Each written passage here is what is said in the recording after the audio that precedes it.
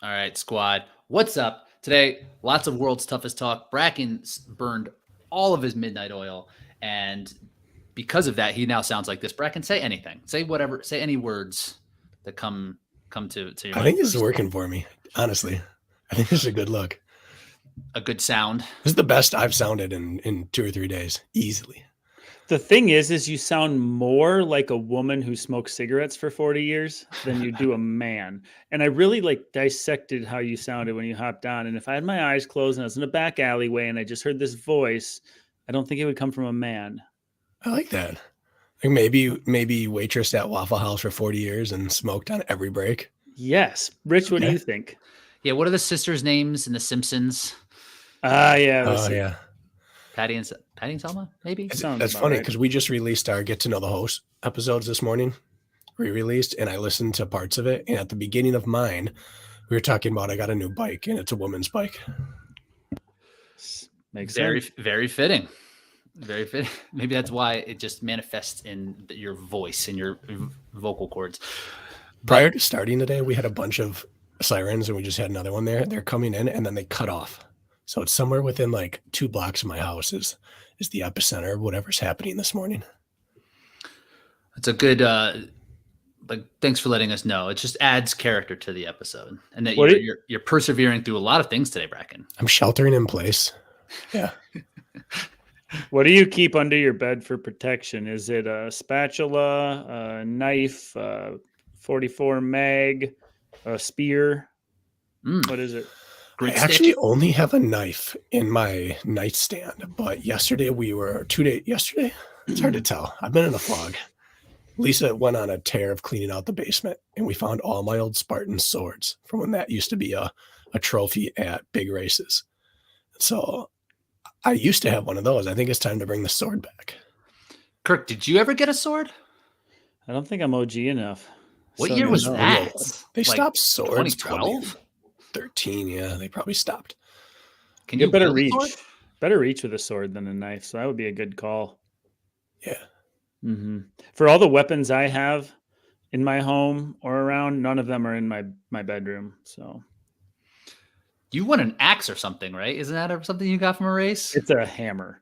So if I'm into skull crushing, this thing is heavy and it's like a 4-foot long handle. Like if I could get it at the guy, it'd be great, but it's like a 2-second swing process. So and I hit him with like a jab first. They have any sort of reflexes, it's not going to work. It's a big old hammer. I think in the dark, a jab based, even just like a broomstick handle would be real effective.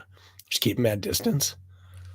Some accuracy, like catch him in between the eyes or in the eye. It's like hey, maybe a 2-pronger. We're off the rails already. I'm a little disappointed you guys aren't growing out your facial hair for November. I'm sitting here. I'm disappointed you think I'm not. I know I've seen you when you've done it, and it's not. I've seen it worse. This is just because you're sick and you haven't shaved. And Rich is baby face almost over there again. It's the month, fellas. I ran that experiment from May to August. Didn't go well. I thought November's not enough time. Not enough time. Did your wife treat you any differently when you had it? That's the real indicator. She was definitely touching the face a little bit more. She was in, but then like I would change it or shave, and she wouldn't even notice. She'd have no idea like that it was different, and my face looked bad. Well, I have red facial hair, and that's pretty obvious. And twice I've cut it into a mustache at the end of the month. And both times I cannot tolerate it longer than a day because people objectively treat me differently. I go to the grocery store and there's like a girl checking me out. I got the cashier and she like won't look me in the eyes. She's shifty. She's less polite. Like it is across the board. People treat me differently because I look that bad. Or I look like I'm trouble, right? And treat you worse. Yes. Oh, way worse with a mustache. Just saying. Is that cheating for Movember to grow a beard and then shave it into a mustache? I feel like you should just go straight stash all month. Maybe it is. And maybe I'm a cheater. I'm just against it in general. Not mustaches or beards, but having to slap a label on a month to give people an excuse to do something that they wanted to do. If you want to do it, just do it. Don't wait for a month and then be like, oh, I had to. It's Movember. Come on, It's just do it. technically for prostate cancer research. Like that's what the idea is. You grow your mustache, you raise funds for. Oh yeah, how for many people are November. raising funds for prostate cancer during that? I actually did that in like 2012, maybe like $200 or something like that to Well, get it you up did and the going. Lord's work then, but I'm not seeing that happening much. You They see don't have that a in the posts. mustache run where you guys are. Mustache run here in Minneapolis, it's a big deal at the end of the month, and all that money goes right to the cause for your entry fee and everything like that. And it's a beautiful watching people run by it, the mustache run, and like women can run it and they get the fake ones. It's fantastic, fantastic. What's it take to win that run? Oh, like 1350, something ridiculous. Like people show Really? up to this thing. Yeah, I want to no, road race in probably sub Minnesota. 15. Dude, Twin Cities is a hub that people don't realize as far as runners go. It's stupid. Yeah. So let's talk about some world's toughest. Like I mentioned, Bracken stayed up all hours, 24 straight hours watching this race. He put his health at risk as much as the athletes who are out there in the More. cold, staying out. And yeah, imagine how you would feel if you actually did the race. You just watched it. And this is what I was happened. so close to driving down there Friday afternoon. So Really? close. Yeah. Yeah, just to help crew and support. Why didn't you? You obviously don't care that much. Well, I thought about doing it. You guys didn't even think about doing it. That's worth nothing. We had Nice work. Braden's wanting to get into auto racing, and so we were waiting on a Facebook Marketplace purchase of basically a driving simulator. So we were, instead of picking it up Thursday, I had to pick it up Friday at like 5:30 p.m. By that point, I wasn't even going to arrive unless I went straight through until like 10 a.m. with an hour before you had to be in the pit. And that's with no stops. I thought going overnight, no stops into a 24-hour race would make me a bad crew member. So I didn't go. You'd just be laid up, sleeping, eating the food. I'd have been the first person to sleep. Yeah. You would have needed a crew. Yeah. I had some FOMO on that end, not to race this race. But it to looks be not there, fun. no. It looks no fun at all. It's probably fun like a week later when you look back, like, wow, that was a crazy experience I just had. But I had some FOMO, like being there, seeing the energy, and just like wanting to crew and hang out with people. I think that is going to be on my bucket list for the next year or two to try to just get down there and help out. I feel like these last two big races really put on a strong showing between the Trifecta World Champs, just showing through really well and helping us understand what that event was like. And then WTM, the media we could consume. It was just like both events, and WTM even more so, is like, that is where we need to be right now. Like this place, this event is like contagious, and we need to be there. Both of them just showed through so well. And I felt that way about WTM, and I haven't felt that way about WTM in years past either. And this year, both for Trifecta Worlds and WTM, I'm like, I feel like I'm missing out. I don't know. Is it anything different about this year, or am I just having a revelation, a personal revelation? I felt this last year as well. The last few years, I've stayed up and done this. And anytime I have an athlete racing, I just tell them, text me or call me at any point if you need it. Because sometimes that's all it takes. So I try to stay awake, or at least, drift off only for a little bit in case that call or text comes through. So the last 3 or 4 years I've been doing it, and it felt pretty good. I think the difference was with Spartan getting canceled, it brought more eyes to it. When Tahoe got canceled, more eyes shifted to Floribama down there. I think that was the big notable difference. And it was deep. And that's something that we were talking about on the Spartan episode when we were doing the 24-hour preview. It's like, just make that a 50K, make the world's toughest a 24-hour race, and then you would get eyeballs on both. So, because I felt compelled to see to stay dialed in, just to see what was happening up front from the very first hour. Every lap, I probably caught most of it. I woke up twice during that night, not to check, but I did check just because I was like up. So I was very invested in even just like the results leaderboard tracker. And that's basically how I consumed it for the most part, just with my own type of storytelling and visualizing what was going on through the results tracker, which was great. How'd you guys kind of consume this thing? The same way.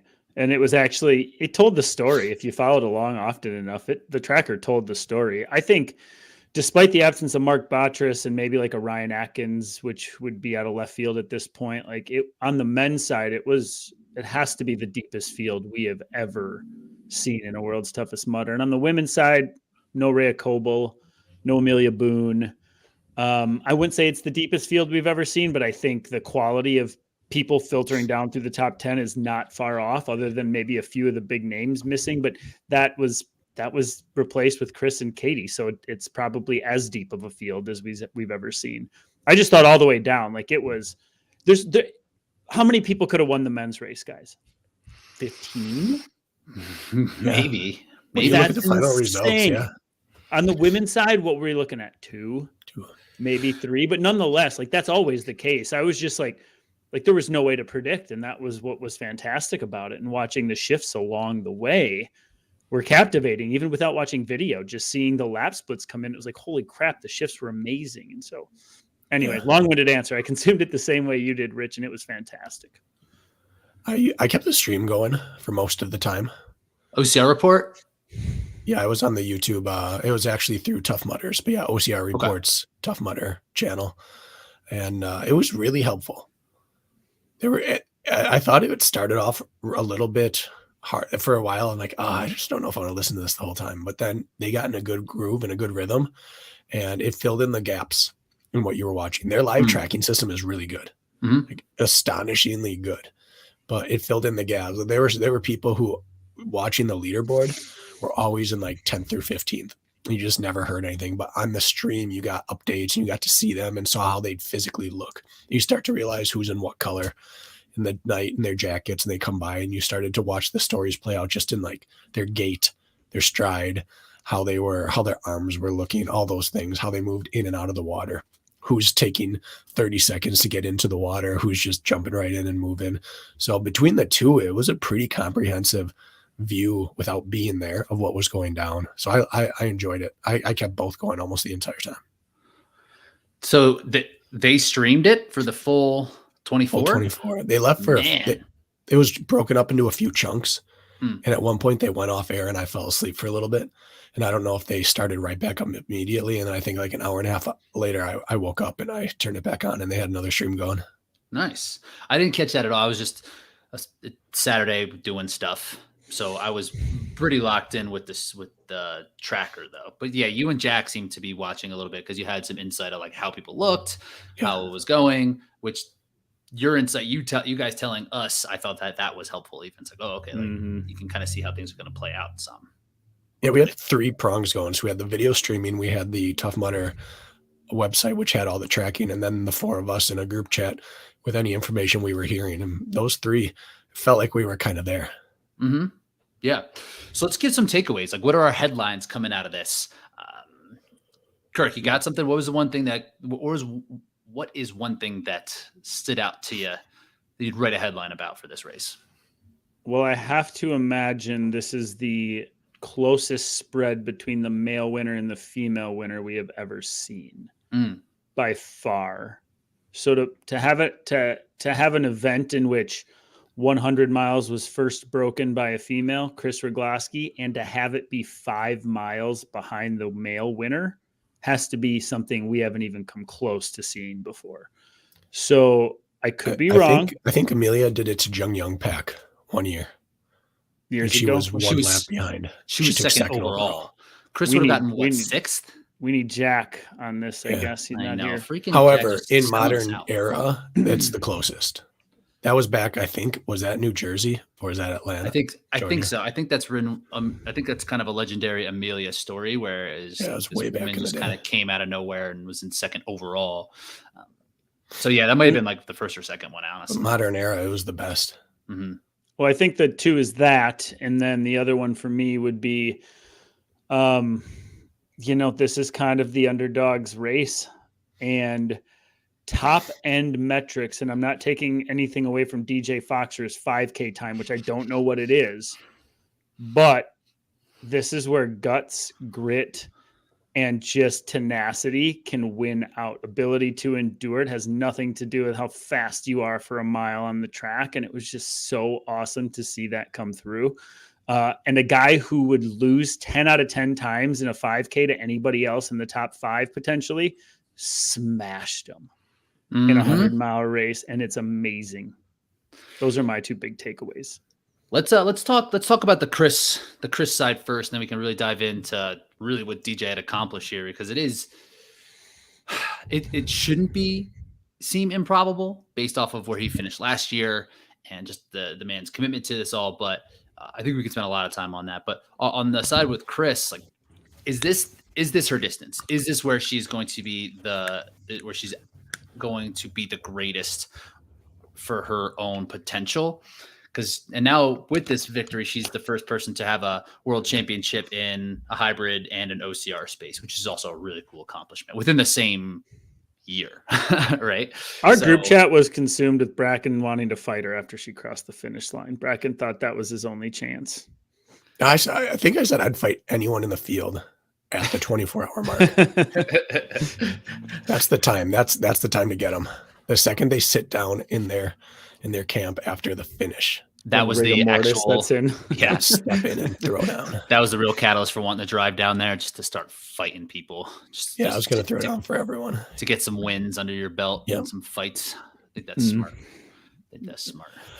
I think Rich, you're right. This could be the distance that she is just kind of the Atkins of it, or how Rhea has been. The only issue now, her performance is the best performance we've seen in terms of quantifiable metrics, the distance, the amount she beat second place by, being top 6 in the overall men.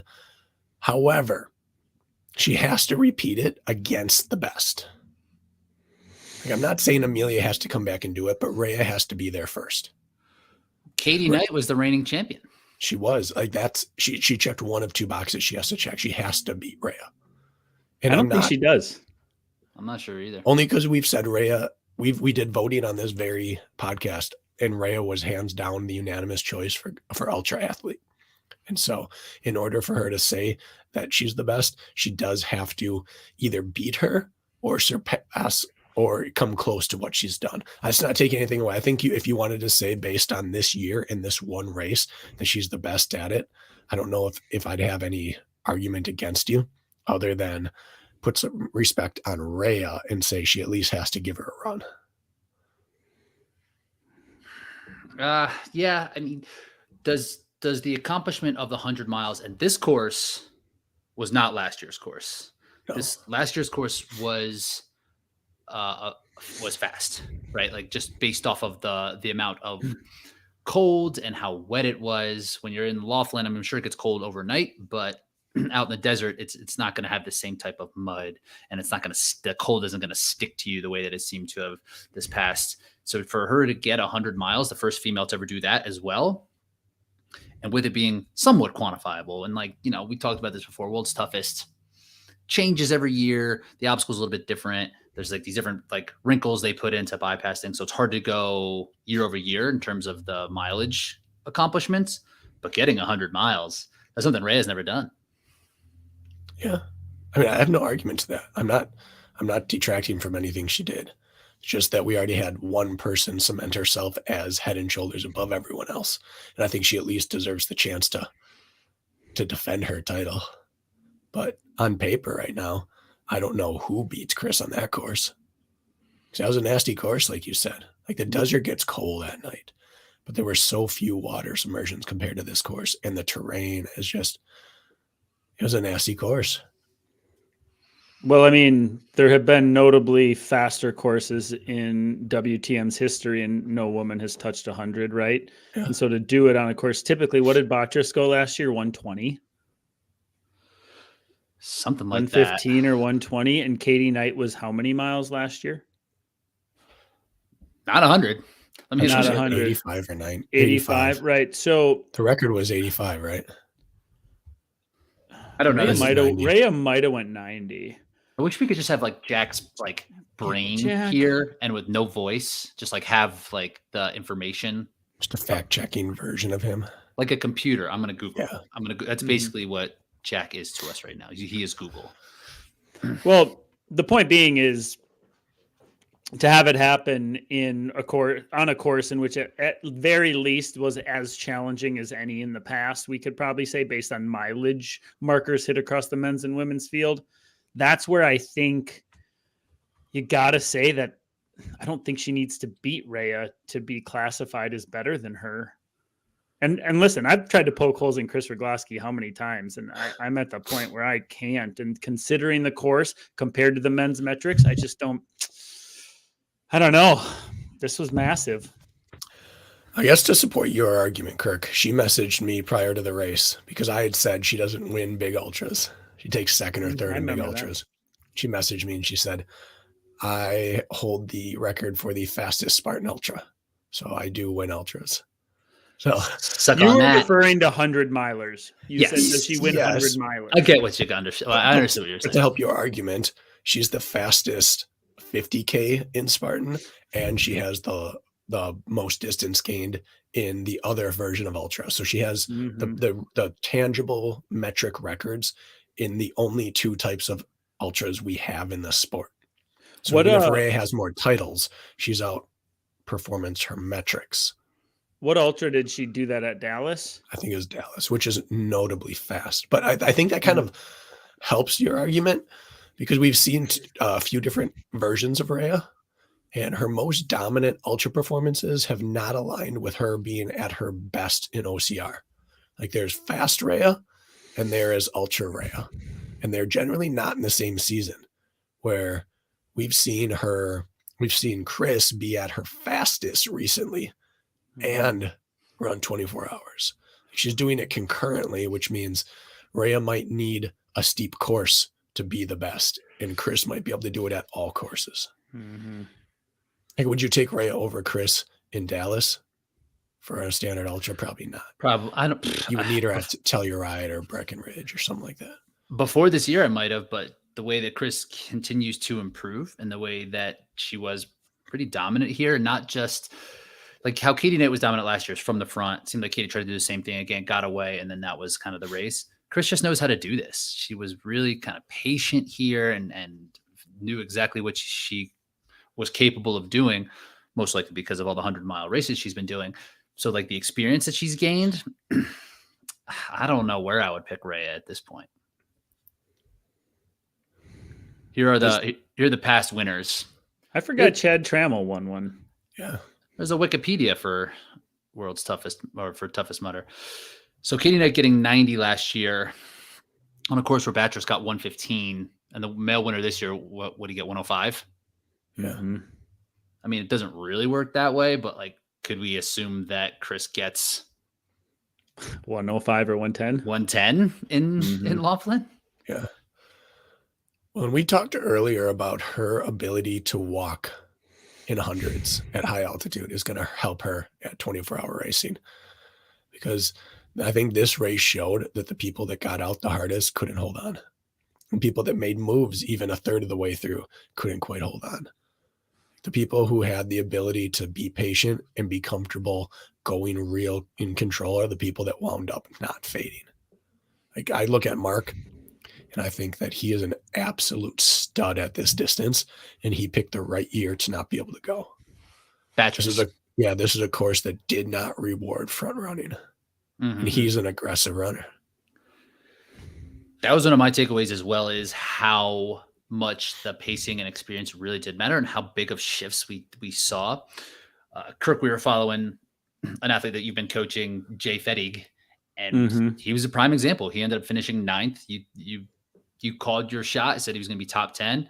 Dude, what was he in the 30s, 40s? He was in the 30s for the first 8 hours and then creeped into the 20s, and he just executed the plan. If you looked across Jeff Fettig in the results, shout out. Fantastic race.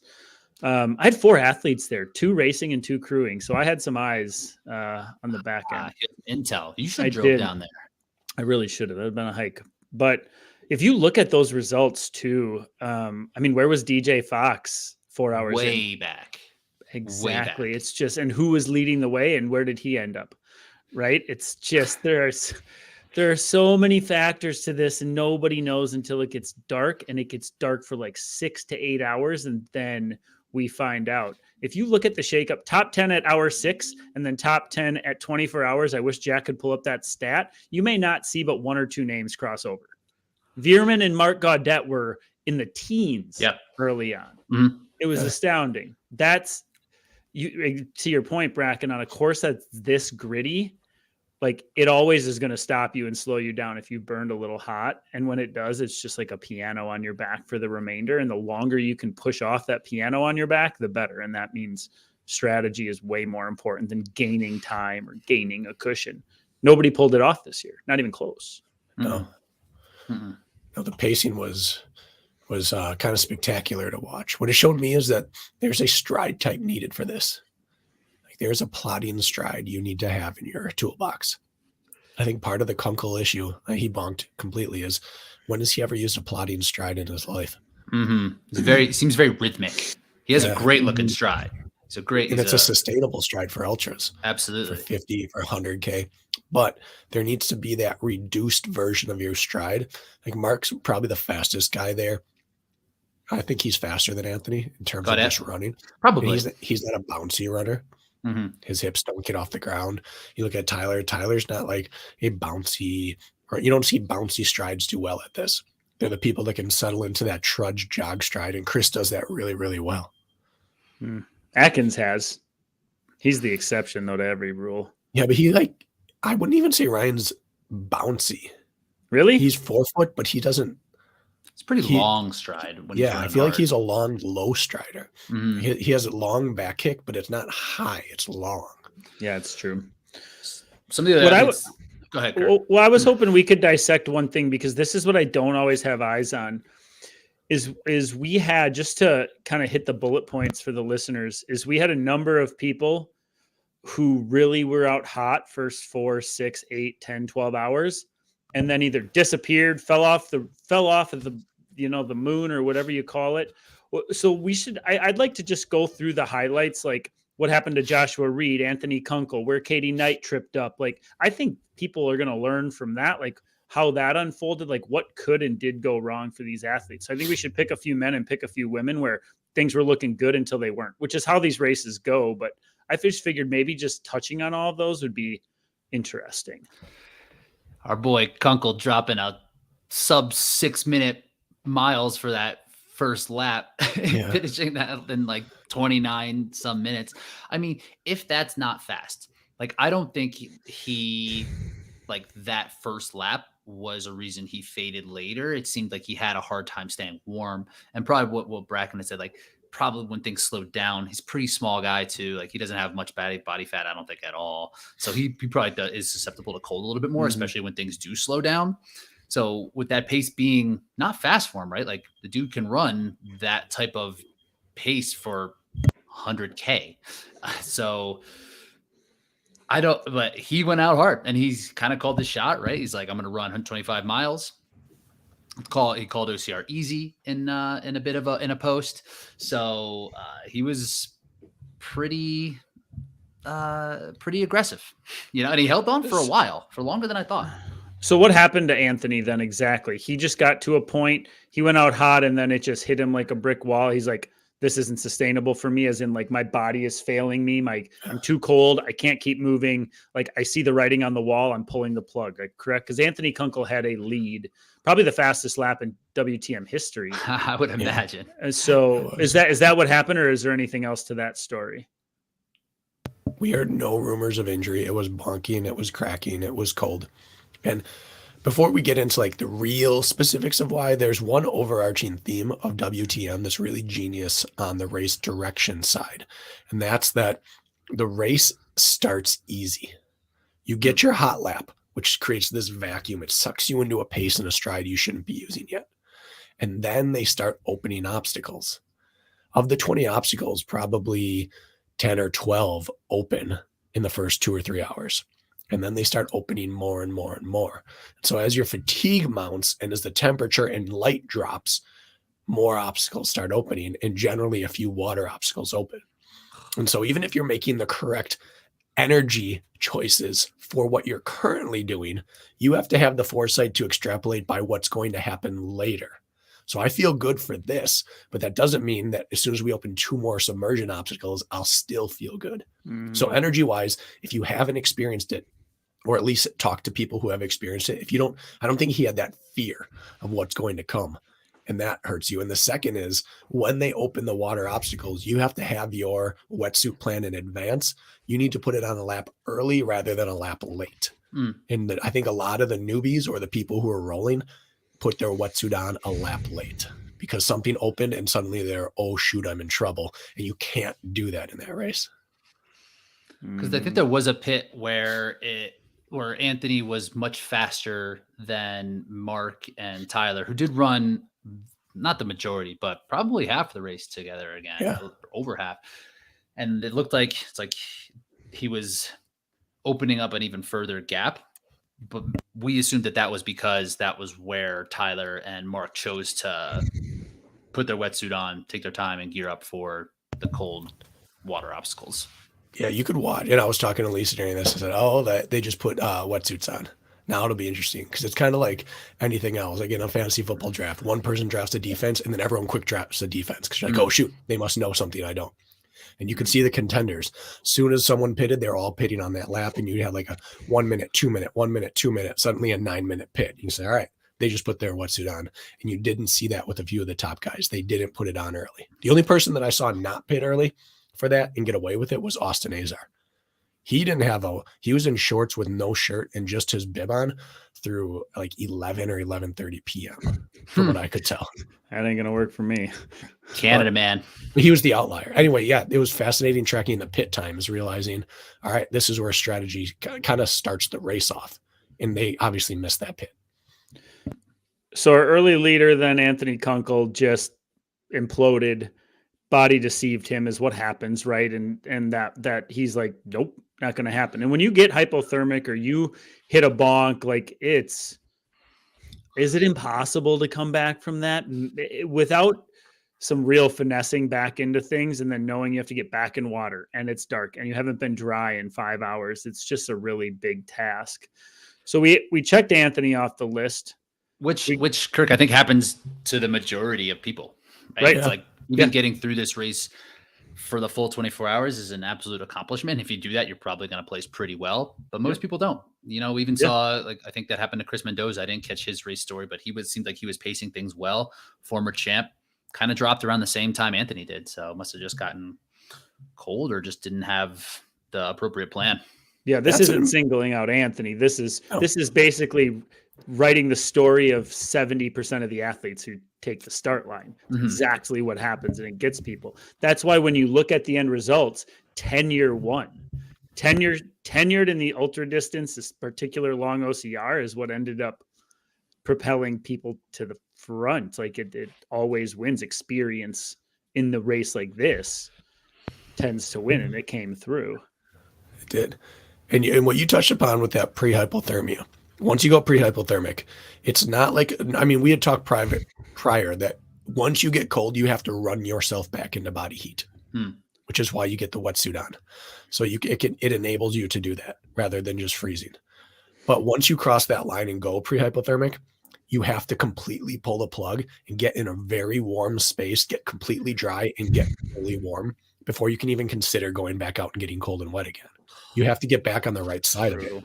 But in a race like this, there isn't a setup like that.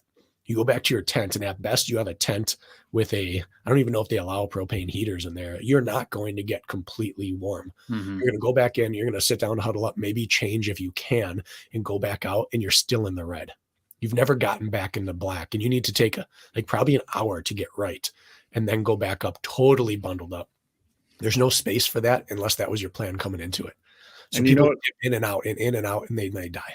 And you know what happens as soon as you actually get comfortable after being uncomfortable for hours is your body and your nervous system just tells you no. You can't even keep your eyelids up. Like once you get through that trauma of pre-hypothermia and then you're in there, you get a little food in you, you finally get warm, you're brain dead tired. You can't even function. To get back out and start again is like a monumentous task. And that's where most people die in the chair, which is, dude, it would be me. I'm a freeze baby. That's exactly what would happen to me. I am not saying I'm better than any of these athletes, but that's how the story goes. And honestly, like shouts to Anthony Kunkel for coming out to a race like this, where he's probably like you, Kirk. He knows he's not great in the cold, but he was like, you know what? Let's just go see. This isn't my jam. I'm gonna put myself out there in the way that I want to race this thing. And just without that experience, like, and now he felt it. And if he wants to come back, he's going to know what he's up against. But on the other side, Tyler Veerman, who had no real world's toughest experience, I don't even know if he's done Tough Mudder at all. Like, and how much water. He was so close to winning this thing. Well, right. And that he was the next guy I wanted to jump to. Is we could talk about what went right, which was a lot, but like what ended up getting everybody but DJ Fox? Like what happened to Tyler in the very end, in the final, hour of the race, yeah. 2 laps of the race? Like what the demise is what interests me in this, because it's inevitable for almost everybody, right? Like what happened to Tyler? I saw a video of him and he was like, my body isn't working anymore. Like what happened there? The same thing. It just hit him later. I think so. I mean, he got 22 hours correct. 21 hours right. That's a big ask. And he was only caught by people who got it even more righter. I can't, he did it correctly. Mark's plan was to move overnight. Tyler got caught by him and then repassed him and moved ahead of him overnight. He moved in the second half of the night. He did everything the way you would script it out. He just came up 2 hours short. He came up 1 lap short. I think it's confusing to us. It lulls us into a false sense of reality when we're saying it's just a lap. When you start realizing these are 80-minute laps, that's a super distance. Like, can you imagine finishing and be like, all right, just go run 1 more super, knowing that you're going to get done and get told that again?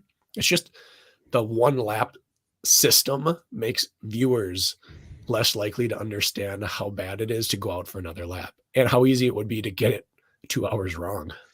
I think the competitive piece, I know for me, would certainly fall apart after, I don't know, 5 hours of running. I'd be like, I can't believe I'm doing this. I'm going to keep going. So imagine it's like 22 hours in, the idea of running another lap to win a race has to be really challenging to hold on to. And this is only Tyler's second real competitive 24-hour race. And the first time that also kind of happened to him, right? He's like, I've done what I've come here to do. I pushed myself as hard as I can. This is what I could do on this day. And I think the same type of thing happened here at World's Toughest, where the competition was split from just the accomplishment of World's Toughest in general and running 100 miles in a day. That at that point, especially a guy like Tyler, who is in it for experience, is like, I've done it. I'm pumped. I'm proud of this. Where like Mark Audette's wired a little different, right? He's like, I'm here to compete all the way through. I can still hang on to that mental side of things. But even he kind of got gobbled up, There are also the 2 guys that weren't planning on doing this race. Like the differentiator between the people that won and didn't was kind of who prepped the longest for cold and wet. Tyler and Mark weren't prepped. They were prepping for the opposite of this. Not as many obstacles, not as much getting up and off the ground, no amount of mud whatsoever. Not wet. No wet whatsoever. You don't have to change at all other than shoes if you want to. It was just a very different style of race they were prepping for. The amount of descending they were preparing for versus getting up out of the mud and trudging through more slop. Like, the fact that they made it as long as they did is astounding. And then they just ran out of prep time is the way I look at it. The toughest thing about being up there and having, like, on paper, it's like, oh, he faded, he miscalculated. You cannot perfectly calculate for 24 hours. You don't know what your body is going to give you in the later stages. I mean, you have an idea and your training should indicate something, but when you get in the elements, you don't know. And having, like, being out front, being Tyler Veerman, and those moments when you're one of those front athletes getting passed at that stage in a race and knowing that there is absolutely nothing you can do about it. If somebody put a gun to your head and said, win, you're like, I can't. Like, my body physically cannot. Like, shoot me in the head now because it's over. Those are really sobering moments. And almost everybody has those moments. Like, even though Mark moved forward past Tyler, who moved forward past Mark? DJ. Like, there's levels to absolutely everything. And those moments when you get past, like, I know a lot of this is mental and cerebral, but at those stages in the race, I have to imagine a lot of it, or most of it, is like inability to continue moving forward at any pace faster than you are. And it's just like such a helpless feeling. That's why those guys leave satisfied. That's why Tyler Veerman is proud as heck of his effort, because he knows or nothing, dude. His tank was empty. His muscles and body was shattered. Picking up his leg for every step was probably like stepping on broken glass. Like everything was gone. That's what happens to every single athlete, including DJ, I'm sure, who won just a little less. It's just like so gritty. It's just fantastic.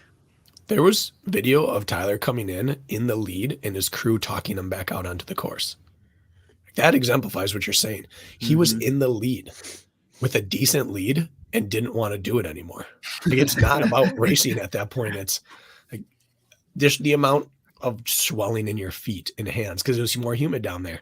The amount of swelling that they had to deal with is not something you deal with up in Tahoe. The amount of just wetness and cold that clings to your bone, it's just not something you can deal with normally. And at some point, it's just, that's it. I could maybe keep walking, but walking's not going to win it. And that's you're in the lead and you know you're done. It's impossible to empathize with, right? Like, I have no idea what that would feel like.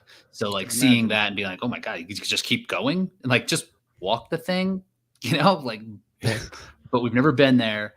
I can't say I would do the same thing. I definitely wouldn't. And I would probably be able that way before that. So like sitting at home and watching it and be like, oh, you can just hang on. That's not what this race is. No, we don't. That exemplifies like the Anthony thing. I think Anthony can win this race. Mm-hmm. I think he probably will be an OCR 24-hour champ. I do. I think he's that good. I think he has a skill set for it. He picked up obstacles quickly. That's not something most people do.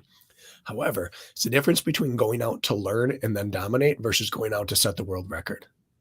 Like in your first marathon, your best choice is to stick with the pack until you get to the point where you learn if your body's good at marathons or not.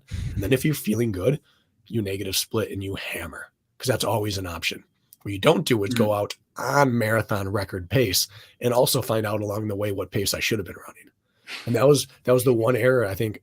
I mean, Anthony probably made a bunch of errors, but the biggest one was he went out to set the record from lap 1 on, rather than saying, what if I just run with Tyler and Gaudette for a while, or even my buddy Josh? What if I just run with Reed for, I don't know, 4 hours, let's say. I still have 20 hours to go break the record if I want to. But instead, he went out with boom or bust. And in this style of race, bust is the only option, because you cannot possibly fathom what's going to happen to you until you felt it once. I've been talking to some athletes who are doing like the DECA championship this weekend, and even like in a DECA strong. I was talking to a guy. I was like, being conservative early, because you can spend it later, and that race is 12 to 15 minutes. So in a 24-hour race, you got plenty of time to spend whatever you got. Well, we saw that, right? Once Tyler stopped running 120s and started running 130s, and DJ just kept running 116, 112, 110. Yeah. 110 is not even fast in terms of running, but it's exceptionally fast 22 hours into a race when everyone else is doing 130. Suddenly you're making up 18 to 30 minutes per lap. You can do so much damage if you can move at the end. So that risk reward game is really enticing, because you don't feel bad early on, but knowing that if I go slow now, I can make up 10 to 15 minutes easily per lap, my last 5 laps. That's that kind of thing that you can only accept once you've done it wrong the one time. Those first laps look like a cross-country race. Like the splits coming in, it's like 6 minute or 5:50 something pace, 6:0 pace, 6:0 pace. It was like, what on earth is happening? So what happened? So the other contenders, we had Joshua Reed, who we considered a top 10 contender, top 5 contender, and he messed up his knee, right? And it was an in the moment thing. He came off of something, and that was that. Mm-hmm. Correct? I think so. Hurt his and he leg. Was doing well. He was running well. He was up to second. Fifth. Oh, he was in second when that happened? I thought he moved all the way to second. Oh, wow. So we had that happen. He wrote a post, I think, about it, right? Which was pretty clarifying. Anybody else who I might have missed that was really in contention or mismanaged their effort? King. Oh, Elmer. He was my dark horse. He was winning for a while. Once Anthony dropped, it was Elmer. I was like, oh shit, here I am. And then I think Josh got up to second behind him before he dropped. Mm-hmm. This is all a blur of a weekend, but I'm fairly certain Josh got to second. But yeah, Elmer King looked the part for 16 hours, something? For sure. And then he just fell asleep. Maybe it was less than 16. Yeah. The rumor was he stepped off course and took a nap, and he's probably not going to be back. And then like 2 hours later, he's back and he's back in the top, 3? Oh, was he? Yeah, he was back. He still stayed top 5 for a while. Where do you And end then up he was using gone. the results page now? Like the live tracking results, amazing. I tried to pull up the results today, and they're terrible. They don't make any sense.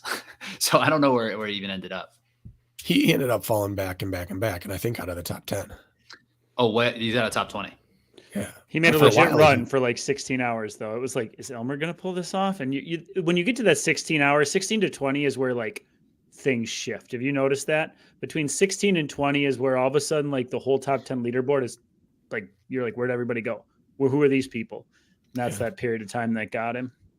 And I wonder, before you go, Rich, I wonder in how the people's day before affects you at that point.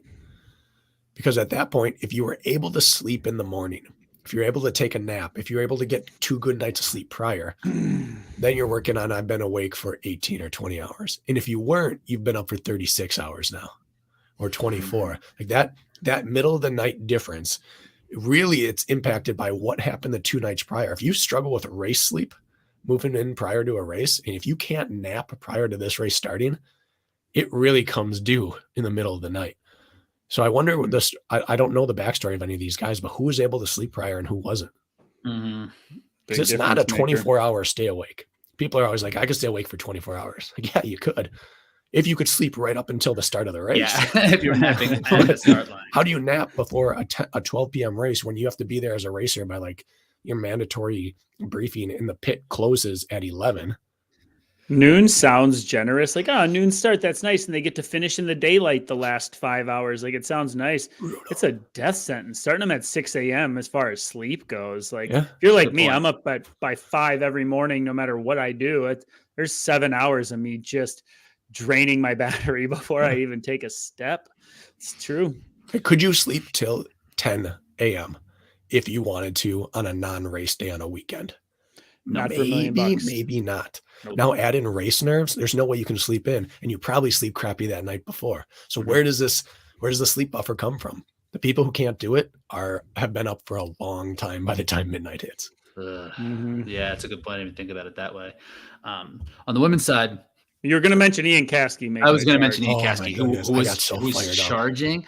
Yeah, you guys were all in. Oh, Brad, I was commenting on YouTube. Yeah. You got up to what, 6 or 7? No, he got up to 4th, and he was going to move into 3rd because Elmer was sleeping, and Ian was up into 4th. And if he just continued into his next lap ahead of Elmer, he'd be in 3rd. And Elmer woke back up and went out.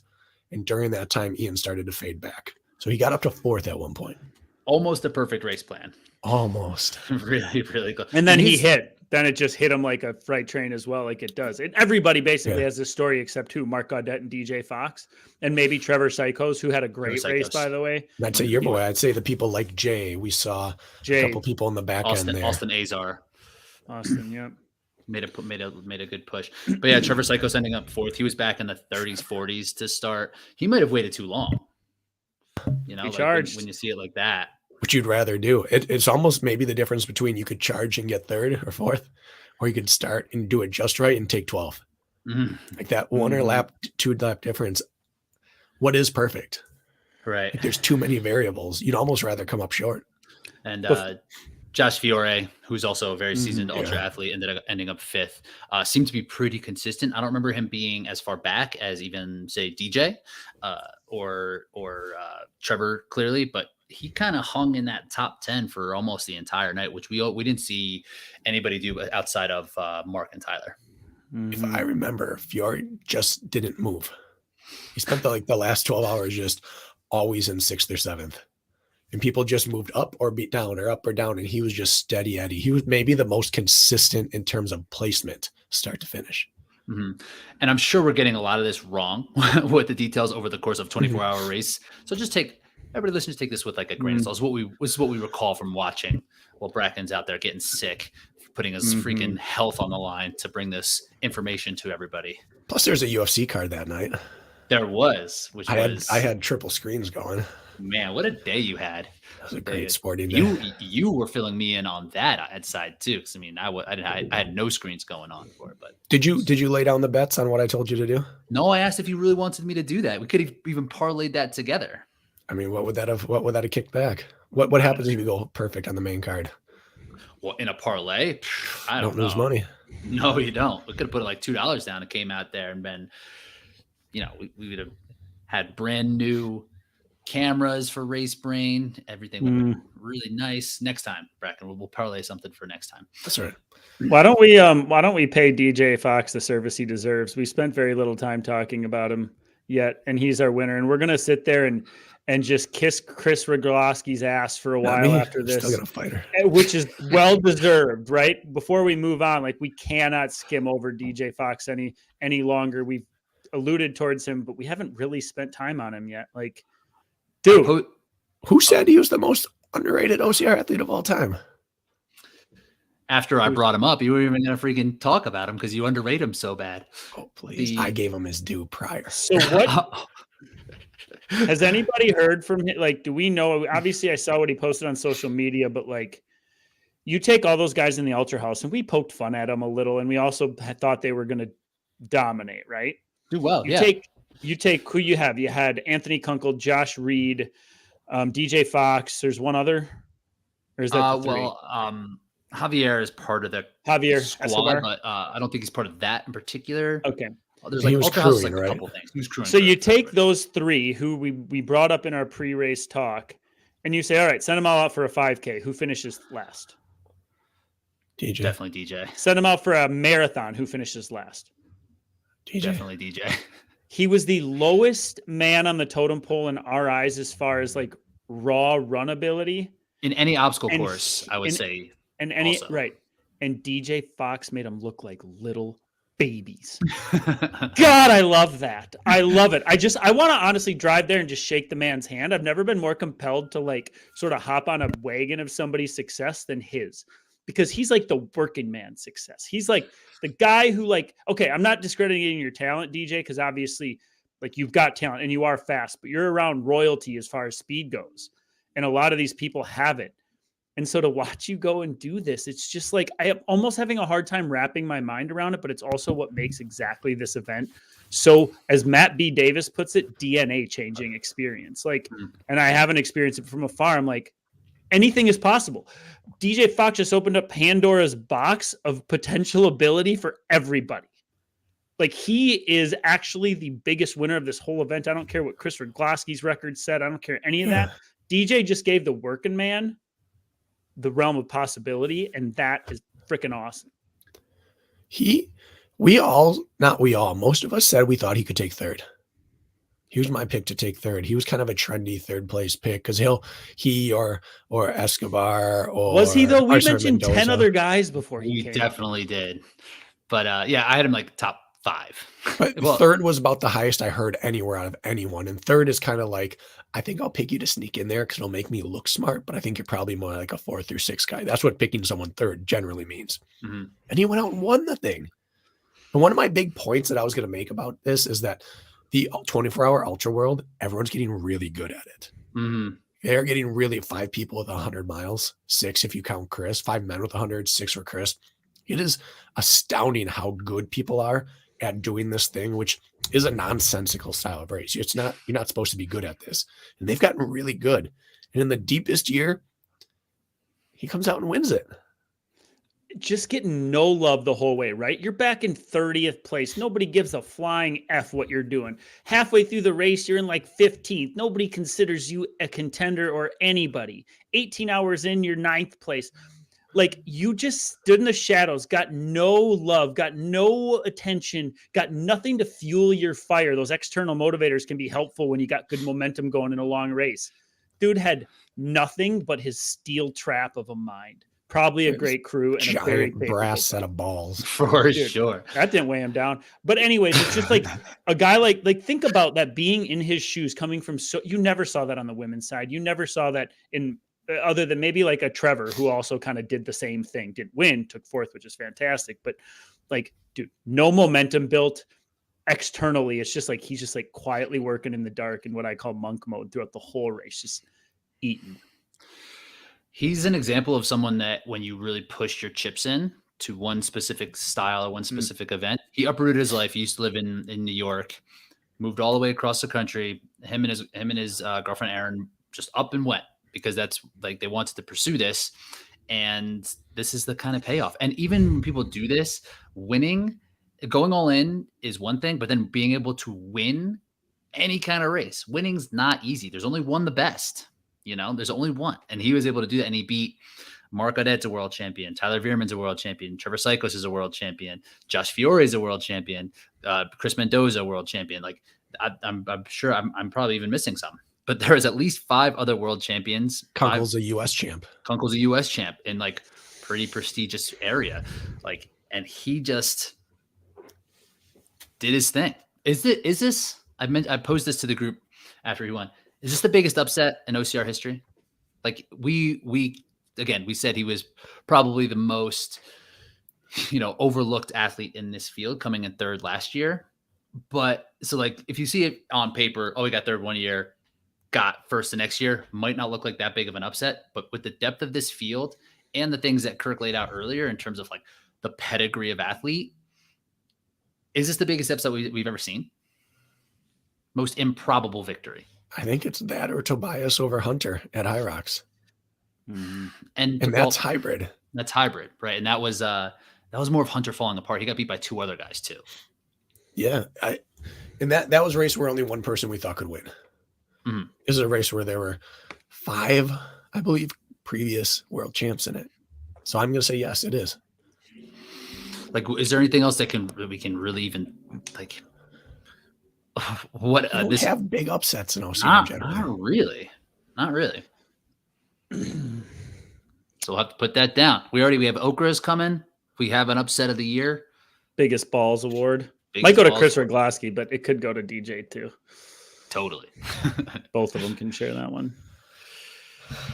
So it'll be interesting to see like what this means now. I mean, for DJ and for this area of racing, like how competitive now it is going to be. Like Bracken, to your point, everybody's good.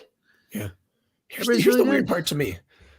Tyler Veerman takes 2nd at his world championship 24-hour ultra, comes down and wins a world title at 15K.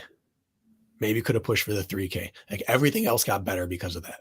Mark Gaudet is still pushing. He was leading the San Luis Obispo race after winning his world championship. Mark Batras, his short racing got maybe better. I can't say that DJ comes down and worries anyone at any other distance. Like he is just the person who, you said, defied the odd. Maybe he's gotten much faster and we don't know it. Maybe he suddenly is a contender, but most likely this is still his thing. And he just keeps doing this.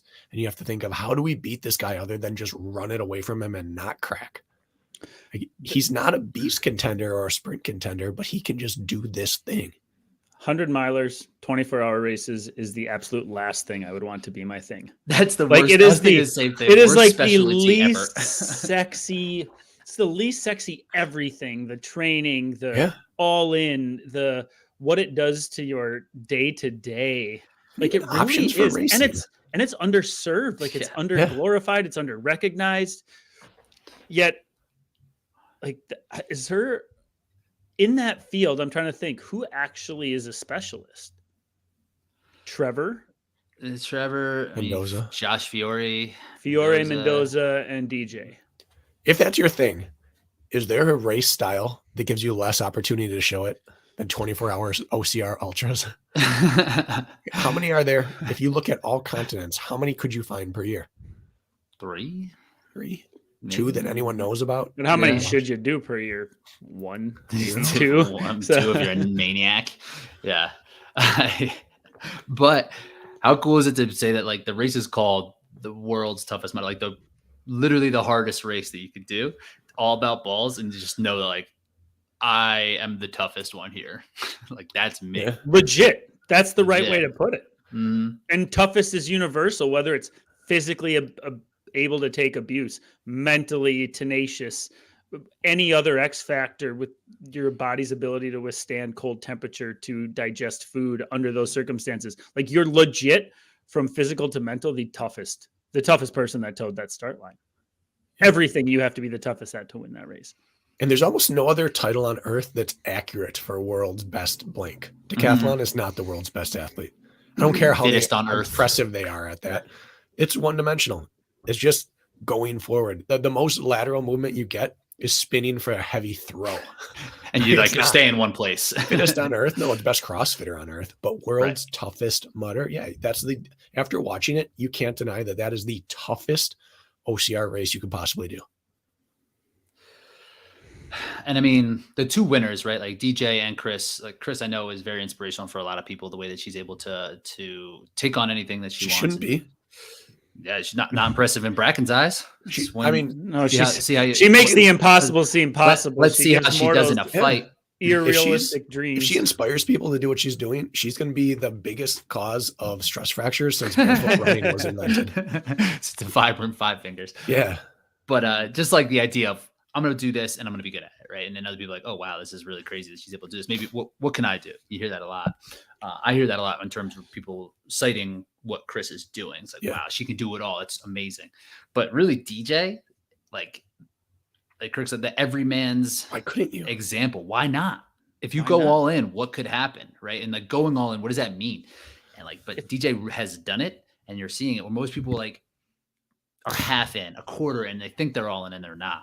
But like, what could happen when you really go all in? And DJ's like a prime example. So he should be inspiring lots of people with his story, because it's not like someone like you could look at a Tyler or a Mark. Like those guys are just gifted. Right, they're good across the board. Like Mark qualified for the top 12 in Deca Fit. He can do a wide range of things. Like he has something that he's built himself into that is physically more impressive than other people. Not DJ. I made a comment a week or two ago that I just understand that the best of my career is done. That I understand that my window to win a world title is just gone. Stop that. 3K format? Knock it off. Come on. I mean, realistically, am I going to beat VJ? Look, I say it's not about that. To begin. Well, I say that to say this. What DJ showed is that everyone's world title window is open if you look at it purely skill-wise. I am more than fast enough to win world's toughest. Do I have the intangibles that he has? Most likely no. But what he shows that if I just wanted to go monk mode for 2 years, would I show up fit enough to win world's toughest? Yes. Any one of us would. Because we have all the tangible pieces are better than his. And it doesn't matter because he would behead us out on course. I don't think it matters if you show up the fittest after 2 years ago in monk mode. I think you can be a 21-minute 5K and win the men's race. I'm saying fittest for that. If your mod is high enough. If you went all in on just WTM training, you could show up having done everything right and say, I have as much right to win as anyone else. It's the only distance in OCR right now that many people could say that, other than maybe Deca Strong, where a whole host of people could conceivably say, I'm as good as anyone else here. And he's the hope for that. The working man's winner, dude. I don't know if he's a working man, but it just feels right. Feels like it. Do you want to chat women quickly? Well, yeah, let's chat women. Yes. Because there's a storyline. But I feel like we gave DJ the lip service he deserved. I'm glad we spent time on that. That was important to me. So shout outs to DJ until next year, where we pick him to get like 7th or 8th, and he comes out and crushes again. Just shouts to you. Keep that chip on your shoulder and keep grinding. Yeah. So what story you wanna dive into? Yeah, what's your headline? Well, 2nd versus 3rd place. Let's talk about it. Yeah, there is some controversy there. Is there? I missed this story. Well, so, do you want to Rich, will you read off the podium for us, please? Yes. And the times if you have it. The results were a disaster. I just pulled it or off. just mileage then. I don't even know if that came through. So it was Kris Rugloski was 100. Katie Knight, I think, was 85. 85. Jenny Overstreet, I don't know. I don't she was have 85 80. As well. Who's also 80. But I'll give the headline. You give the details. Let's see if I can pull So, well, I'm surprised you didn't hear about this. So basically, Jenny had a bib. What was it? A bib snafu where she didn't take her bib with her, or her whatever it was, for a lap, and they basically said, we're not giving you credit for that lap. Yeah. At the same, so she actually finished 5 miles less than what she actually ran. They just said you didn't follow the rules, So we're going to just delete that lap because you didn't run with was it her bib? I forget what it was. Her bib. I think she put a new jacket or something on in the bib. Forgot to put the bib on. Now, on the other side of the coin, Katie Knight apparently cut course on accident, or at some point just resumed wherever she had gotten on and was not penalized for this. So on paper, the swing, as far as miles go, Jenny should have taken second, and there was an oversight on the Katie Knight off course. It wasn't intentional cheating or anything like that, but it was a situation. So that right there was a big headline that I didn't see much about. I was told that by one of my people who was crewing. Yeah. So you tell more. That's the extent I know, Bracken. Well, I don't know how much more I can tell about what happened, but I can say that if you want to rank these by finish placement, it's accurate. If you want to rank it by distance covered, Jenny covered more distance than anyone not named Kris. And she kind of got her big charge taken away from her. She was charging all night. She was just a monster out there and cutting down, and it didn't show, unfortunately, because she had a whole lap taken away. Can you imagine that at this distance? Because Katie got screwed over at Tahoe, and her punishment was not even close. Yeah, sorry, tell you right. She had what, a 30-minute penalty? Something stupid for That's like a missing. Huge penalty. About an hour and 10-minute penalty? Yeah, this is probably an 80-minute penalty plus the energy it cost her. Katie's at least didn't cost her energy. It just cost her potential time. She ran an entire extra lap and didn't get credit for it. It still took third. Is there timing chip on their bib? Or like how? Like why? This seems like a Spartan decision. If I've ever heard a Spartan decision. There, I won now. I can't imagine that. I should know this, but I can't imagine the timing chip is on the bib because you get different bibs based on being a leader or not. Right. Unless it is a patch that you take off and put on the next one. I can't imagine that had anything to do with it. I wouldn't think so either. So and there's literally no advantage that comes from it. So if you can track where the person was and how they finished and came across, are we worried about marketing? Like what race is this person running for? Like why in the world? I understand the rules. They have it as a rule, and part of being 24 hours is staying on it mentally for 24 hours and following the protocol. And there was a mistake made. And so I don't think the punishment fits the crime, but the crime matches the rules of what a crime is. However, Katie's actually could have benefited her and was not penalized. So this is not about Katie versus Jenny at all. Mm-hmm. This is about the two occurrences that happened and were not penalized equally. It's like a makeup call for Katie. I was watching Eagles lose to the freaking Commanders last night. That face mask that caused the fumble, but then later on they had a offensive pass interference on that pick play. I was like, okay, makeup call. So that was what for Katie. Fine. What was the situation with her going off course? I don't know the details of it. How much was cut? Was it? Did she backtrack? Did she not? We don't know the details there. No, we're not saying she did anything wrong. We're saying that one got 5 more miles than she was credited with. Right. What does this say? So aside from that, which if you were Jenny, you would be livid. Rules are rules. Like, I guess the bib is that for like video backup proof? Maybe. That's what I'm asking. Why? I don't know. I mean, the bib is the bib. It's like, I don't know. Spartan tells you to wear your headband and you need to have it on you, but how many people finish and it's still sitting in the dunk wall? They don't penalize you for it.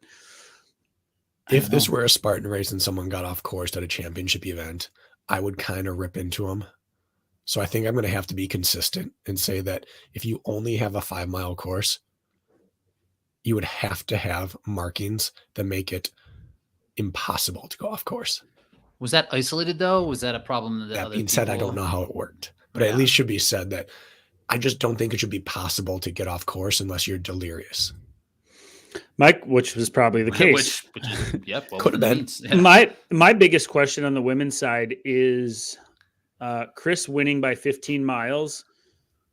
Does this say anything more about Katie or vice versa? Like did Katie bring her best self and got beat? Or did Katie not feel or have quite the day that she had last year, and it wasn't her day, so she wasn't in contention in later stages, or did she simply get beat and that was the best Katie we could see? That's a really good question. But if you look at just the numbers, what did Katie get in Vegas last year? 90. And what did the winner have? 115 for the men. 115 for the men. Mm-hmm. So she was on pace to get 90 plus here on a tougher course, ran into a buzzsaw, cracked, and still held on for 85. I think it's an equivalent performance. I think so too, at least. Yeah. Under tougher situations, maybe a better performance. Mm-hmm.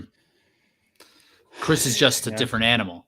Like I said, I think she could be the best we've ever seen and she might already be at this current fitness. If we can't compare the generations in the different years, but she might be the best that we have ever seen of all time in this specific domain. And it's just like the first time we got a chance to see her in it.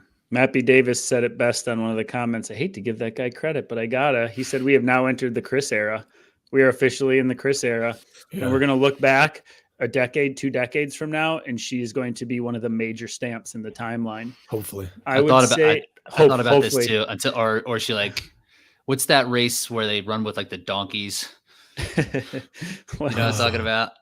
Transmadera. I don't know what it's called. Until something else, like there's a scratch that she needs to itch and she just like is fucking in left field somewhere doing crazy stuff. Is there any woman with better range that we've ever seen than Kris Rugloski? I would argue that on the men's side, you could argue Ryan Atkins has shown better range. Winning sprints at the National Series in Spartan, winning the 3K or coming close at OCR Worlds, maybe he's taken second, and still winning. He's won World's Toughest twice. He's won Spartan Ultra World Champs 2 or 3 times. Anyways, has there any woman that's rivaled this that you guys can think of? Just the general range. OCR hybrid doesn't matter, just from shortest to longest distance. I can't think of one. I don't think so either. She just hasn't checked the box of winning a big short distance race. And there's the best of we've ever seen do it in her way right now. Correct. With Lindsay. So it's going to happen. I wouldn't be surprised if she did win the 3K World Championship Series next year. I think that's within her means. And the scariest part about her is she's still like a freshman in high school when it comes to all this. She's like the freshman on the varsity team who came out of nowhere. And of course we're underplaying her tenureship slightly. She is so early in her career. She's like a sophomore who won state. Maybe a sophomore. A sophomore. Yeah. It's like, have we just scratched the surface? Like, I don't know. The Kris era starts now and ends when? In 2040? I don't really, if she decides to stick with this and doesn't get bored and wants to pursue other ventures like whitewater rafting or rowing or whatever. Whatever floats her boat, you get bored of winning, you want to go find something else, right? But I don't even know what this says. I wish I could fast forward 5 years and know what, how it's going to play out. I have 2 things. First, I just looked up Transmadera is a mountain bike race. I'm an idiot. Wrong. Kirk, were you talking burro racing or that man versus horse marathon? Burro racing is what I was. I thought you were talking about the horse versus man thing. No, you got to run with a burro. Yeah, that's probably her. She could probably. They have burros out here. They could do that. I've seen some burros around. Anyways, the scary thing about her is, let's say she stays healthy, and she stays focused on this, or focused on what she's focused on now. She's the only female that I can think of in the field that has room to get significantly faster.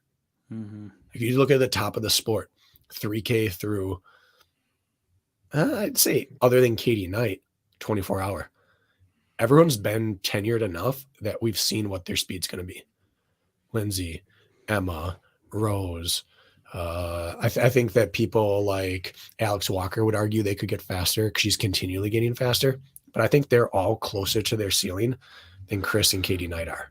These two probably have the biggest room to go before they hit their ceiling than anyone else in the sport. Even at Ida, she's always going to try to get faster, but she's been in endurance sports now for several years. She's been working on her speed. I'd lump her with Alex, but they don't have the room that she has. I think Annie, you could toss her into that. She's just kind of started working on some speed stuff. I think that would probably be fair. I can't decide if like Kris in particular, but Katie also would fit that bill, and maybe Jenny. I don't know enough about Jenny, so I don't know if you guys do. Maybe we got to interview her on our podcast, Brack, and get to know her. But if like Kris and Katie are doing something special that we haven't caught on to with like their training or their way they're recovering, or if they just simply like are special. Like it doesn't matter what Kris does. I followed her on Strava recently, like a couple of weeks ago, and I'm looking, not that everything's on there, but it's like she's in the mountains playing. She's doing this. I have no idea. She doesn't comment on the specifics, but like, are we just looking at special humans who are going to respond to whatever stimulus they give themselves? Or are we not giving them the credit? Like Hunter McIntyre often was just labeled as a dumb ape, right? Early on, but yet like he is the most calculated, studied, tenured, cerebral athlete I've probably ever met in this sport. Is Kris like that in the lab? Is Katie like that in the lab? Or are they born of a different cloth, right? That's what I'm curious about, or a combination of both. Yeah, it might not be the calculated part, but I think the work, effort, and total volume and their willingness to do a lot and their ability to recover from it and be, mindful of how they are feeling, I think kind of plays into this. I think that's one of the things Kris does really well is just like is intuitive about what she needs to do to kind of reach her goals without necessarily being like, oh, if I do this progression, whatever, blah, blah, blah, get to this level and like being extra calculated, but just knowing what she needs to do to get the result that she needs. So maybe a little combination of both, but I think the work ethic is above what a normal person it's like even above what a special person would do. Right. It's like, can you teach toughness? Or is it just innate? Do you either have it or you don't? And to DJ and Kris and Katie and Tyler and Mark and Trevor and Jenny, are they just, that's the way they are? Or is it learned? I have a hard time wrapping my head around putting myself in their shoes, being out on course, being cold and miserable at 2 a.m. and being like, is that actually in my DNA or not? Or is that not how it works at all? It's just like kind of messes with my mind is what I'm getting at. I think toughness is a skill and a talent. I think it is a skill you can improve, but like any other talent, we're all born with different capacities. I think these two just have a different talent for it, but they've cultivated it. But the other thing is kind of answer your first original question. When you see young people successful in things before they've had a chance to put together 10 years of a body of work of training, the only answer is that they're special. Yeah, they're mindful of their recovery. Yeah, they're workaholics. Yeah, they do a bunch of things. Yeah, they keep themselves happy. But you could put a ton of people in those circumstances and they're not winning a world championship. Like if you win a DJ Fox? If you win a world championship young, it's because you are a freak. I don't care if you feel like a freak or not. If you're doing freakish things before you have 10 to 20 years of training under you, you're a freak. It doesn't take away from your hard work, but it means you have a gift in that area. And these two women are gifted. Katie was winning or going top 3 in ultras before she even took up real running, running 2 to 3 times a week. She'd go out and run a 30 to 50 mile race and be top 3. She's just wired for that. So even though her mind is special and her training is unique, her physical gifts are also just special. And just to double back, I believe Angela Duckworth, her work, she wrote that book Grit, is a lot about just like the science behind being tough and that it is kind of learnable. So if you haven't read that book, checked it out. I believe that's kind of her whole deal. But yeah, I think that's fair, Bracken. It's like there's a little bit of both, right? And when those things come in, like something that who it can work hard and who will respond and then like tie it all together and have the toughness piece, then you get the Katies and the Krises, but it takes a lot to learn the different pieces along the way. And for the first time, I don't think you could know until you're there. Like, I don't think some people even know this about themselves. Like, I don't. I know what it's like to work really hard for 4 hours, and that's about it.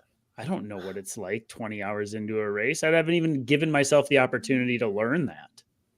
I thought about that when there were 5 hours into the race, and I'm like, this is an incredibly long run already. This is a run that I don't want to do. I wouldn't want to do it. And they're like 19 hours left.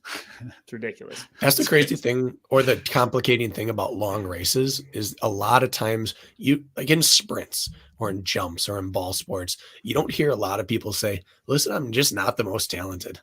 I just work sometimes in team ball sports, but in sprints, you don't hear people say, I'm just not that gifted. I just grinded and I got here. The longer the race goes, the more likely you are to hear people say, I was just never one of the talented people. I just kept working at it until I made myself great. And that's usually because you had a lack of success at shorter distances. And then you didn't try the longer one till later. And you're like, well, I'm good at this now. Well, if you're good at something, you have a talent there. And I will die on that rock. Like if you weren't good at 10K and you're a great marathoner, it's not that you're not the most talented runner there. It's that your talent lies in the marathoner longer. You hear that a ton about people moving up to the marathon after college running. Is being tough a talent? Can you even chalk it up as a talent? I think so. Yeah. Or can you chalk it, because that's just like it's given to you, and I disagree with that. I mean, there's a certain, I don't know, it's tough.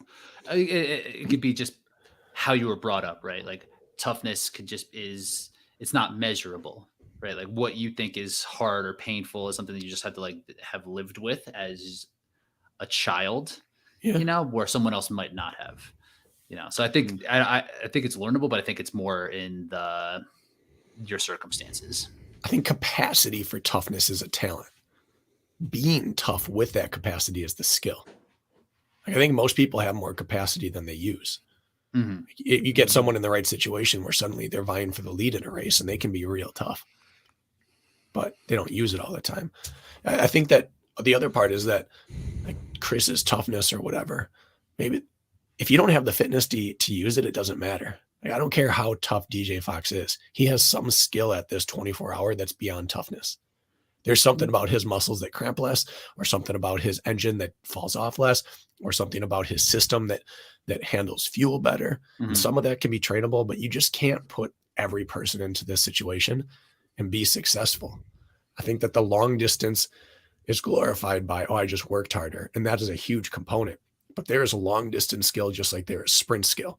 And just like an ultra runner wouldn't be a good sprinter, a sprinter might not be a good ultra runner, but it doesn't mean that you're not a talented runner. It means your talent didn't manifest until you found the right venue to use it.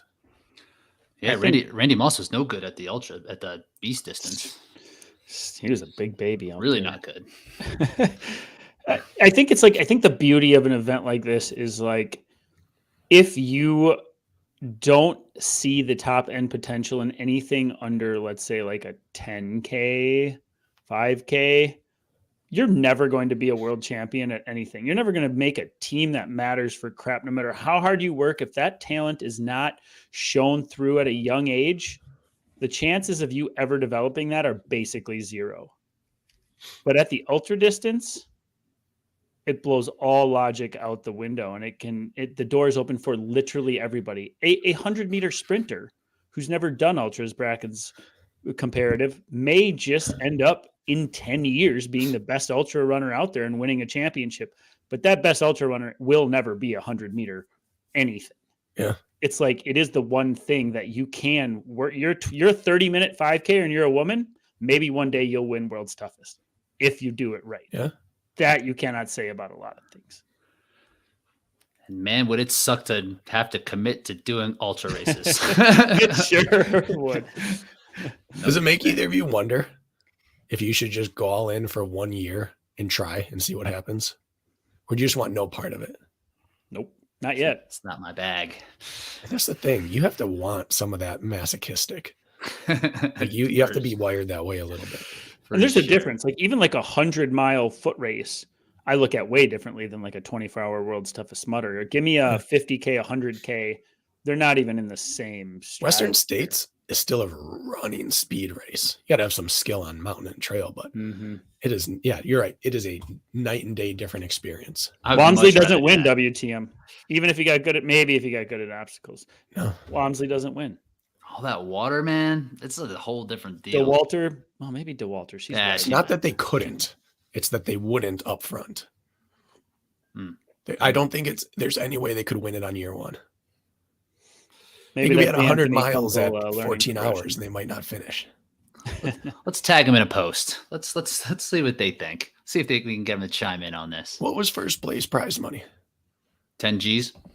It's not enough to bring them over. It's not bad. No, it's great prize money. It's not enough to bring them over. What do they win for like a Western That's it. States? That's enough for them to be like, ah, screw it. I'll show up this weekend and For do sure. it. You could kunkle it for 10 G's.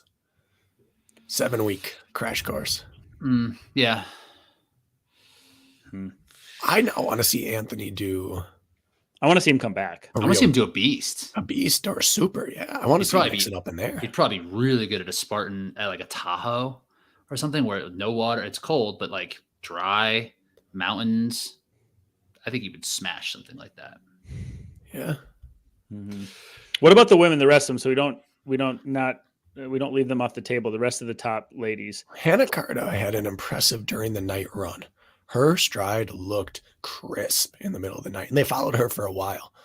For a while, I thought from a distance, I thought she was Gaudette or Veerman, because everyone's got their windbreaker on and their raincoat, and it's got their hood up, and you couldn't tell who it was. And she was just running how those guys were running, just compact, crisp, turning over, just blowing by people. And then you got a shot of her face, and everyone's like, "Oh, it's Hannah Carta." It was impressive. She ran very Trevor Psychos like. Started back. She has some experience in this area. I think this is like her number one thing. So the way she was able to move up throughout the night was a really strong race to finish fourth. But her back was like 10th, 12th, wasn't it? That's as far back as she was. I don't think so. I think she was like Further back. pretty far back. By the time it got to like 11 or 12, she was up in the top 10. What about Callie? If I Callie made a good push, huh? And then you know, the boat anchors were tied to the legs and hypothermia sort of set in. Is that what happened with her? I kept looking for her in the results. I was like, where's Callie? Where's Callie? Oh, Caroline. Caroline. Yeah. I just kept looking over Caroline. I did it the first like 3 times. It's like, where's Callie? She's going to move up. Caroline. Stupid. She said it was my longest run by over double. It was amazing until it wasn't. All of a sudden, I was trying not to fall asleep while running and just couldn't get warm. Such a bummer, but it was wild, and I've never felt more incapacitated in my life. That's she's never gone overnight. She's done really well at those 50K distances for Spartan. Yep. And this is the first year that she's done any type of ultra running. So she put it out there, man. She was in third for a good chunk. And she was gone from fourth. Gone. Mm-hmm. She was 60 miles by what? Like 1:30 or she was 50 miles by midnight almost. And then finished with 65 or something like, she only got 10 miles in the last 10 hours or something like that. She was good until it wasn't. She was one of the last to change into a wetsuit because she just felt good. And then it switched on a dime. And she was spending the longest time helping people. She was helping someone up a slip wall. I watched her for like 4 minutes straight. And I think that's part of what contributed to her freezing is she spent less time moving or more time not moving in chunks than any of the other top women, I have to assume. She's helping this guy up. She helped him for like a minute straight, and then he fell back into the water. And she turned around. I'm like, good, she's getting back to work. And she just turned around to readjust her grip and then waited again until he got back out. And she was just, and that was the course reports, is that for a first timer, Callie embraced that more than anyone else out there. And people were yelling at her like, you're in top 3. You got to just leave me alone. Just go. And she wasn't. I'm leaving that dude alone. Dummy, get out of the water. Her story is probably how most people feel when they're on the way out. It sounds miserable, but I have a feeling that story is repeatable. Not that her experience wasn't unique, but that sort of is the WTM experience when you don't make it 24 hours. Yeah. Mm-hmm. I have a question I just thought of.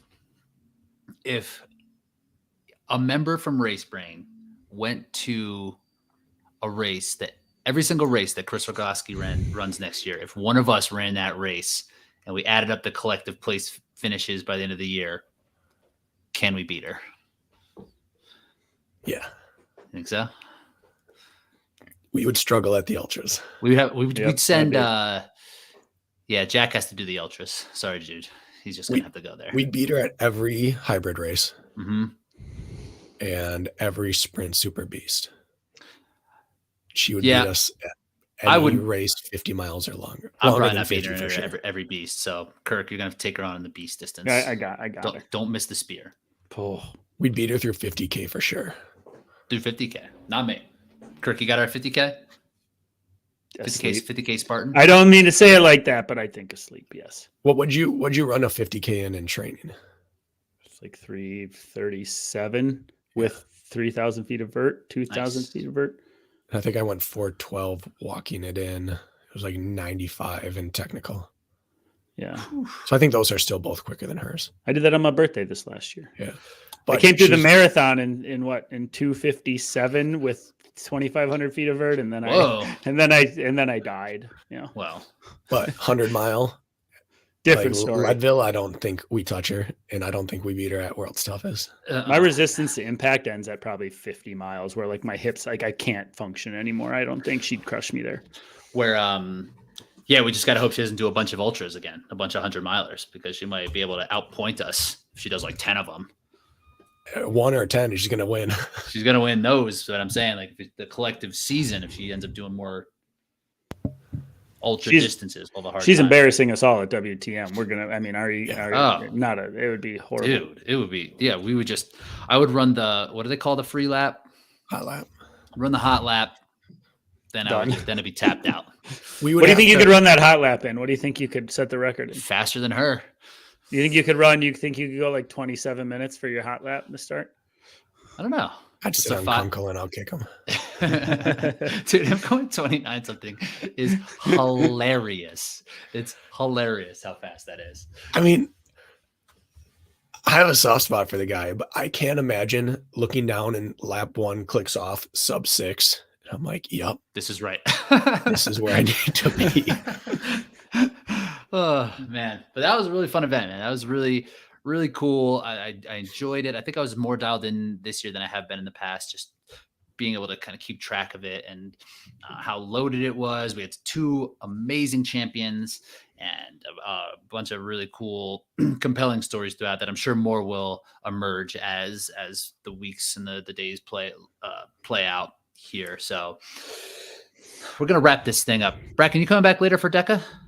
I don't think so. Okay, you're out for DECA. We got a DECA preview with Dave Claxton, Jack Bauer coming. Jack just blew us off again, asking us to change everything, but so we changed a little bit for it. You got one thing to say before I was going to ask, you got any takes?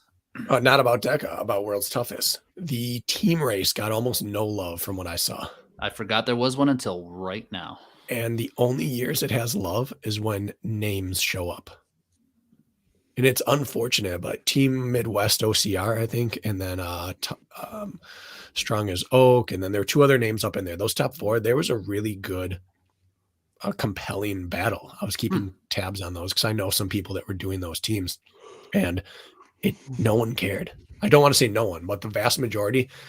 I mean, Kirk, Rich, did you guys check the team at all? Nope, did you hear about it on the live broadcast at all? No.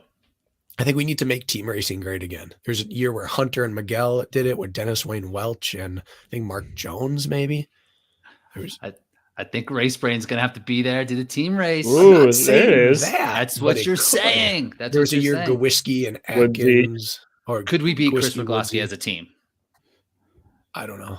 I don't think that's our goal. Maybe that is our goal. Us versus Chris. But yes. What I'm saying is I would be way more apt to pop my World's Toughest cherry on a team. Okay. I don't think I would enter it individually.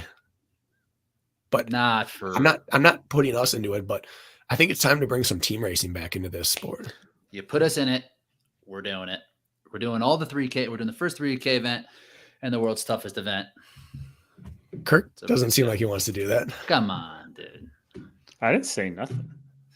I mean, that's if someone offers you a race and you go silent, that means I don't want to do it. Let me think about it. Also a good point. So no takes on DECA quick? It's going to be like watching the men's World's Toughest. There's going to be 15 people that could all, or 10 people that can all win it, and you're not going to know anything until like 4 stations in. Yeah. Or maybe the winner's going to be out right away. It's just chaos. I think it's going to be chaos. I think so too. I think you're going to see some blow-ups, and it's going to be amazing. Yeah.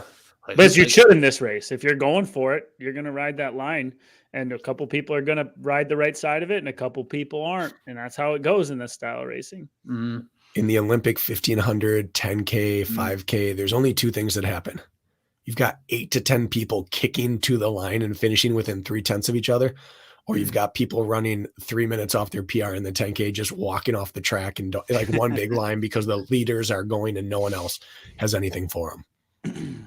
Just like the who's racing and the style of racers that are in it, it's like, is it going to go out hard? I'm having a hard time. Like, is there going to be one or two people? What's that? You're racing, right? Yeah. Oh yeah. Where are you finishing? I'm going to try to win the thing. What races are you doing? That and strong. If you had to over under, this is for like 10 G's, just you truly forget about like, I got to pick myself first. If you really had to bet 10 G's, if you could get it right, where do you think you finish? If you have your best race, do you think you can win? I think I can get under 29 in the and wherever that puts you now, and wherever that puts me, right? Like if however anyone else races, I think that's probably where my ceiling is right now, like 28 high.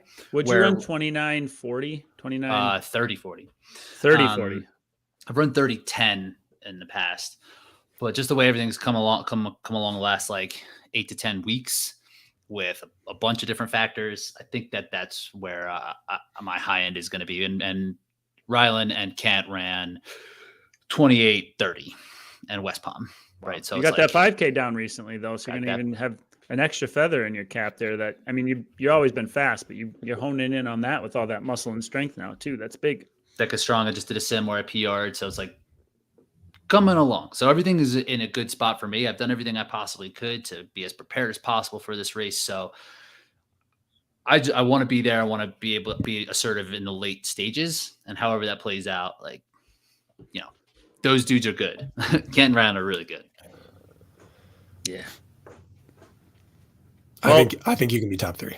Where can we watch this? OCR Report's doing something. I think Claxton's going to be on the microphone, and then Jack and Dave are doing the next day for Strong and Mile. And what time is it going off? The main event, as I'm looking at it. 12 Eastern for 12 men, Eastern. 12:40 for women. Okay, great. I'll make sure to be pulling that up then. Yeah. What do you guys got on Running Public this week? 4 or 5 hour marathon, a world's toughest podcast version of just like talking. Yep. 24-hour episode. Well, we just released a Get to Know Your Hosts part 1 and part 2 on the same episode. We had put that out already 2 years ago, but we have so many new listeners, and a lot of them, we get questions. They don't know our story. So we put that out there because yesterday I had no voice at all. And today you sound great. Thank you. And then today, Kirk, or Friday, we have an interview with one of your athletes. Mm-hmm. That was supposed to be out last Friday, but Bracken was sick as a dog, sucking his thumb in the corner and couldn't get it up. So things happen. We're a 2-man operation. When that and I don't know how to get these episodes up, so I can't even pick up his slack. So more like a one-man I operation. should probably learn that, shouldn't I? Well, we had the episode ready, but sorry. Great episode with my athlete, Chad Coleman. He tells us a very compelling story. I encourage people to listen on Friday. Yeah. What about you? What about you, Rich? I had Ryan Corning on this week, who's an 11:31 Deca Strong guy. He'll be one of the contenders to win the Deca Strong event. Super powerful, like kind of the opposite end of the spectrum of what we've seen in Deca. Someone who doesn't have OCR background is just a big, powerful monster. So, and he's been doing well in this scene. Really great conversation. Really cool to talk to. And then next week, I don't know. I'm going to try to get some sort of recap of the race. Nice. So we'll see. Talk about your win. Yeah, boy. I'm just going to sit here and just like floss on, not even have anybody just talk about how great I am. No shirt. No shirt. Yeah. YouTube only. I like it. All right, dudes, we did it. Nice work. Make sure to tune in for the Deca Fit preview. We got that coming up right after this. So talk to you soon. Bye. See ya.